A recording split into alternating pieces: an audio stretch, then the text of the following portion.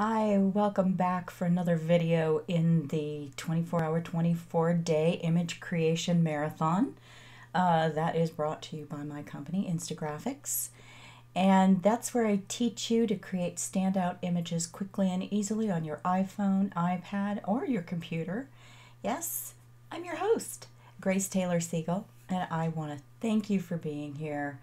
So many other places you could be, but you're here with me and I really appreciate it. So I will try to make every moment worth your time. Now, let's have some fun. I want to show you, oh yeah, there's Winston, hi Winston. The image that I ended up with. Oh yeah, and our image for the day is called Fused. That's F-U-S-E-D, and it does pretty much what it says, what it's called. It fuses two photos together. It does a lot more things, but you know, these images are they're not really video. For the most part, I'm just doing images rather than moving images, with one exception. And so we're going to learn about this, but it really does have some capabilities over and above this, and I'll talk about those. So let's get into the app. Now, I just want to mention while I'm pulling this up, all the apps I'm demonstrating are for the iPhone. Most also for the iPad. They are available in the Apple App Store, and I will be incorporating information for Android users at some point in the future. You know, some of these apps more and more are on Android, and if not, they have a counterpart, a different app, different name, different developers that do the same thing. But for now, because I have these Apple devices, I'm focusing on apps and programs for them. And one more thing before we get started with the demo, I just want to remind you, because of the way I'm recording the video, you can't see my fingers on the iPhone screen. You can only see the actions that occur as a result of my touching the screen with my fingers. Now, I will add callouts if I think they're needed, and those are just sort of pointers on the screen to show you where my fingers are or draw attention to a certain area. And I will also try to explain everything that I'm doing, but I just want you to keep in mind that it's my fingers touching the screen of the phone that makes everything happen that you're seeing, and that's the way it will work for you too, obviously. So now we're going to bring up the photo, and I just want to point out where you start is this white box that's almost pulsing gray to white. It's telling you this is where you start, right there on the bottom left. So we're going to tap to choose the background just as it has instructed. And you will recall that my background was the background was the clouds. And I'm just going to go down here where I know that it's easy to get to. Okay, so there's the clouds. I'm happy with that. If I wanted to escape and go get a different one, I would press the X on the left-hand side, but I'm going to touch the check mark on the right-hand side. Check. All right, so there's my background. Now you can adjust the background by touching these tools in the center. Actually, I'm wrong. You have to wait till you get to your final image to do that. So let's go and get the foreground. On the right-hand side there, it's pulsing again, telling you, come here, do this. So we're going to tap to choose the foreground. And I'm going to go back where I was before, because I know that's where there's some images, the working file, and there's that heart. So pretty. Yes, I'm going to press the check mark in the upper right-hand corner because that's what I want. And look what it did. It put them together. Now you can see it's a little faded out, and I don't remember my image being exactly like that, but perhaps we can do something about that, because now we're going to go to the black bar, and you see it worked. And I can choose from several different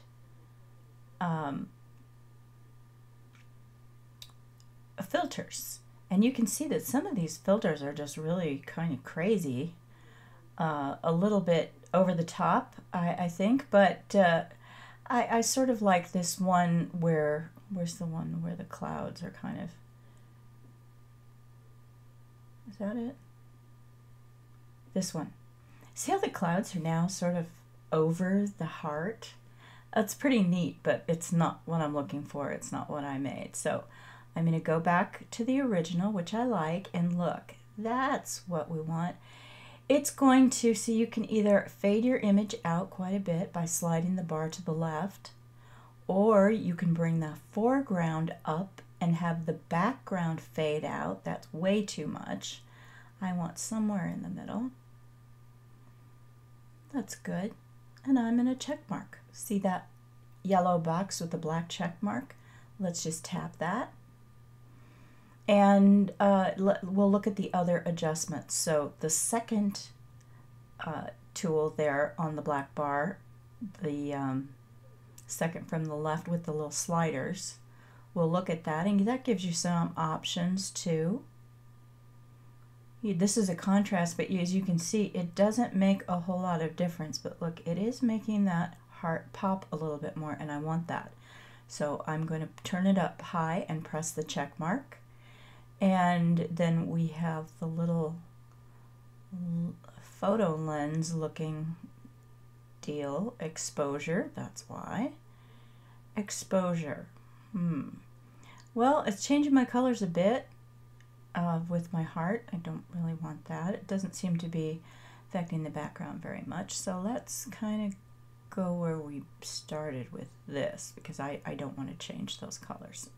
You can see it gives you some options. I'm going to press that check mark, and let's look at that third tool, or the third tool within the tool. And this is brightness. It's going to change again the colors if you take it too far. I'm going to pretty much leave it where it was, and a check mark. Here you can color, you can, this is masking. You can see it says that on the lower right hand side.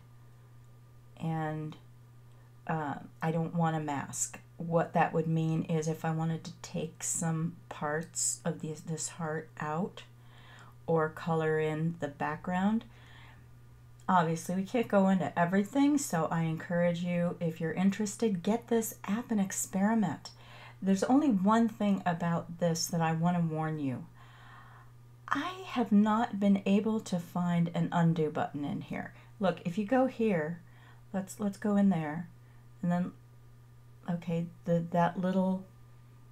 options that were in the upper left hand corner that were a drop down, they're not there anymore. So we're going to check, and then we're going to go in there, and look, I see a lot of things, but I don't see undo. So we're going to go back. It's hard to undo things in here.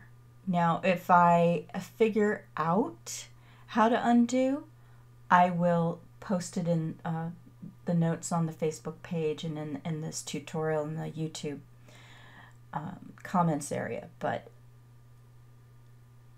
I don't really see a way to undo it. So what you would do now, I pretty much have the image that I want. Sorry, and I'm going to go to our little friend, the box with the arrow at the top. It's right there. You can barely see it, but it's right there in the upper right hand corner. I'm going to touch that. It's saved to the library automatically, as you know from the other videos. Sometimes that happens, and sometimes apps don't do that, and I like the ones that do, because then you're safe. You can't really lose anything, make any mistakes, because you've got a saved copy. And I'm going to press OK, and you can see we've got some links here.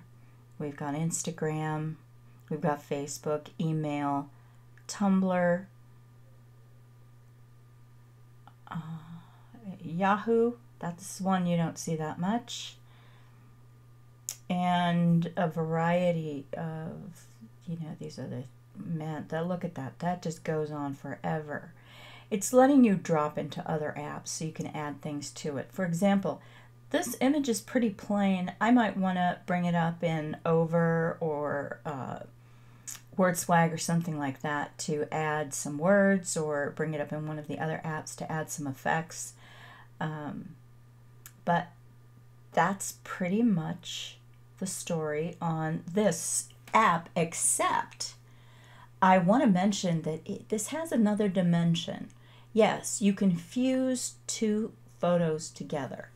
And we're going to look at another app that's kind of like this. But with this app, if you want to put your logo on something in your phone, and you have an image and you want to insert your logo, this is exactly what you would use. Instead of the heart, you would have your logo.